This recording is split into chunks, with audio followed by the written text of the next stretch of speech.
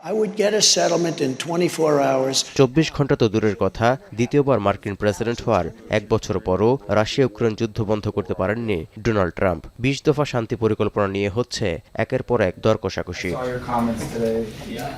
এর মধ্যে 4 বছর শেষ করে পঞ্চম বছরে গড়াতে যাচ্ছে যুদ্ধ।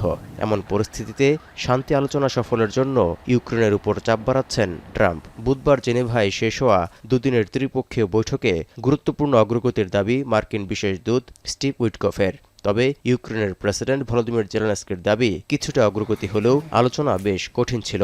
এমনকি রাশিয়া টালবাহানা করছে বলেও অভিযোগ তুলেছেন। Позиції різні, бо перемовини були непрості. Так?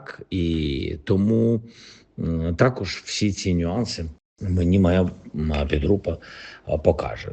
যুক্তরাষ্ট্রের মধ্যস্থতায় জেনেভায় হওয়া শান্তি আলোচনা কঠিন হলেও ব্যবসায়িকভাবে বেশ গুরুত্বপূর্ণ ছিল বলে মন্তব্য করেছেন রাশিয়ার প্রতিনিধি দলের প্রধান। আর এটা ওইটা না, কাপড় ধোয়ার একটাই সলিউশন, চাকা অল ইন ওয়ান। Переговоры шли 2 дня, очень долго вчера,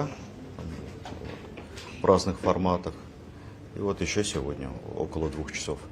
যুদ্ধের সময় দখল করা ইউক্রেনীয় ভূখণ্ডের রুশ মালিকানা দাবিতেই অনেকটা আটকে আছে শান্তির পথ।